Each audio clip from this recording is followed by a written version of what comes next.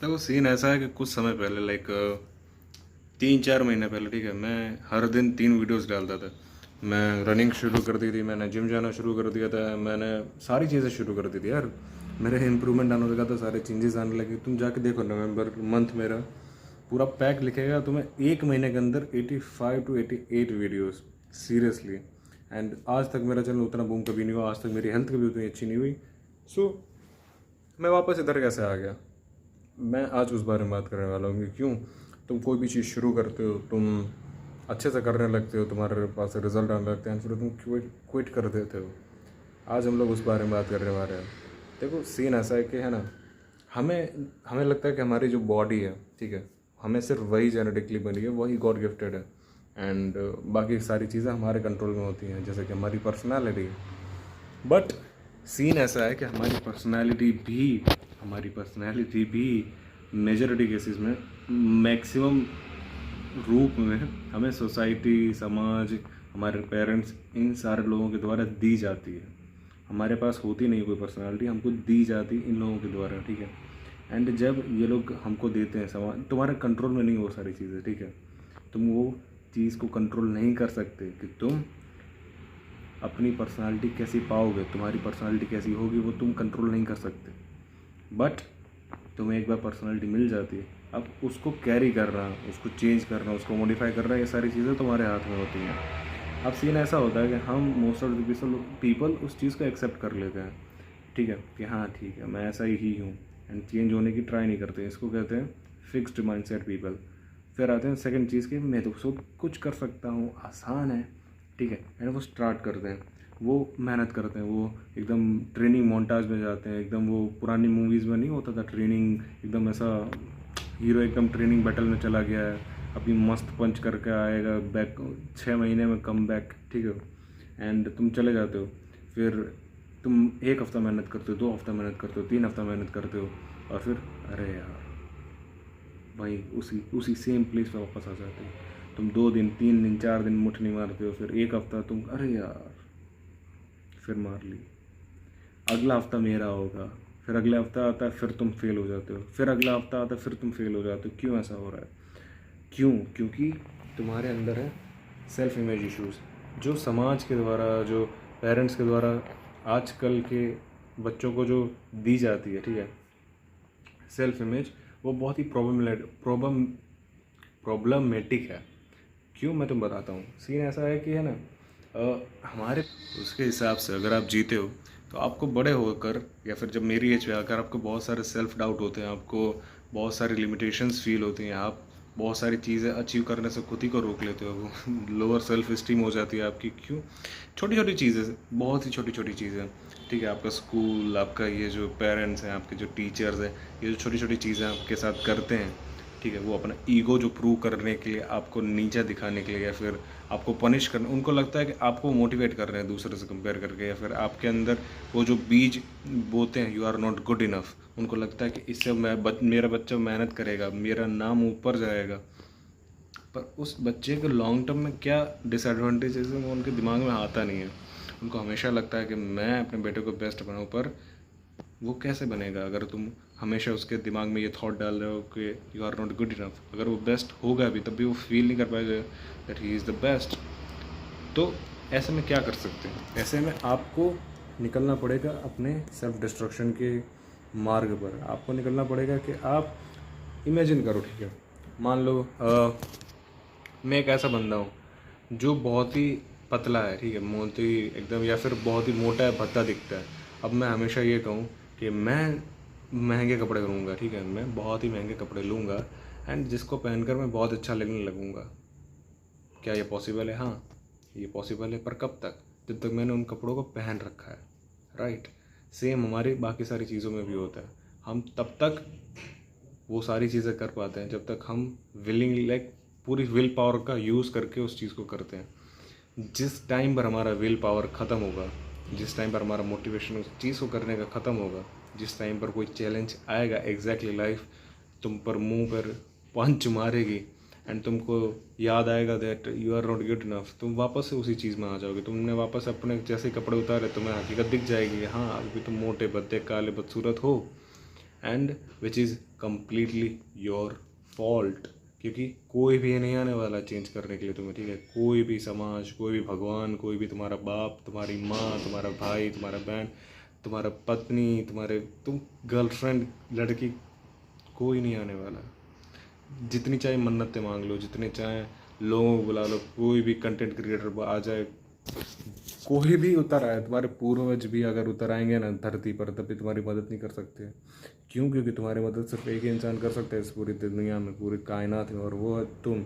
अगर तुम चाहो तो तुम अपने थिंकिंग को चेंज कर सकते हो, अदरवाइज़ कोई भी दुनिया, कोई भी माइका लाल नहीं है जो तुम्हारी थिंकिंग को चेंज कर सके। तुम हमेशा इंतज़ार करते रह जाते हो कि कोई ना कोई तो आएगा, मेरी गर्लफ्रेंड तो आएगी जो मुझे सुधारेगी, लेकिन कोई आएगा नहीं आएगा, तुम्हें ही चेंज करना पड़ेगा bro. And second thing is, इसका मतलब है क्या? इसका मतलब कि तुम्हें रिस्पॉन्सिबिलिटी लेनी पड़ेगी खुद को बदलने की, खुद को बेटर बनाने की। एंड अब तुमने रिस्पॉन्सिबिलिटी अगर ले लिया तो तुम्हें एक चीज़ को समझना पड़ेगा कि देखो, जब भी मान लो अगर मैं रबर पकड़ता हूँ अपने दोनों हाथों में, ठीक है, एंड उसका एक सिरा मैं खींचता हूँ और दूसरे सिरे को मैं यहीं पर रखता हूँ, एक सिरा खींचता जाता हूँ, तो आज नहीं तो कल वो रबर टूटेगी या फिर यहाँ से छूट के सीधा वहाँ पर जाएगी, ठीक है।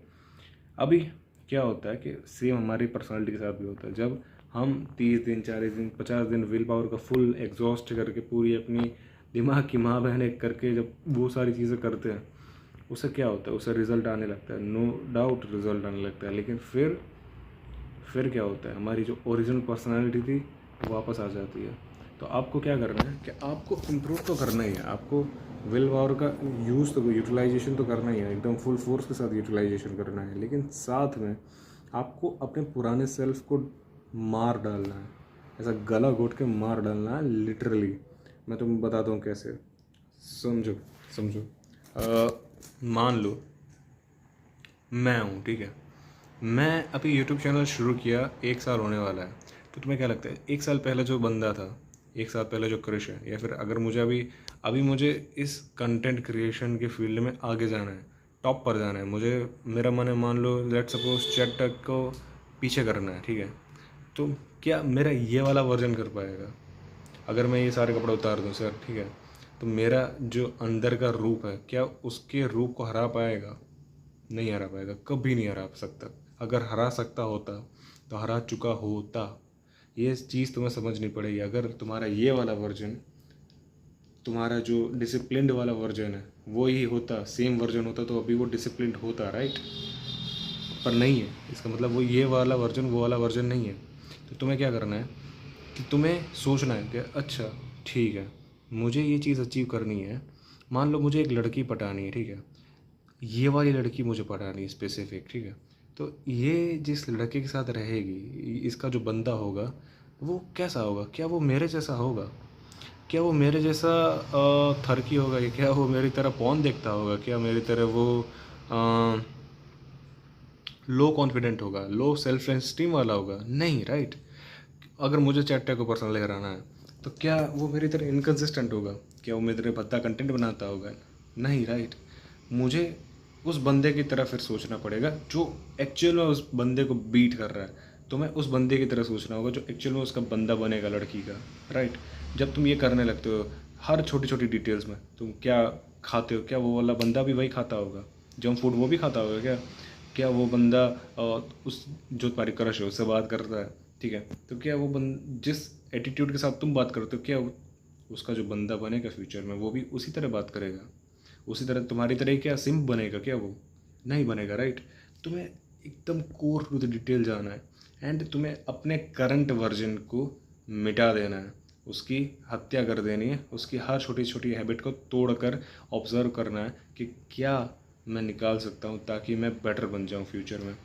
एंड जब ये सारी चीज़ें तुम करने लगते हो कंसिस्टेंटली तुम अपने आप को चेंज होता हुआ देखते हो, तुम्हारी सेल्फ इमेज चेंज होती है लिटरली।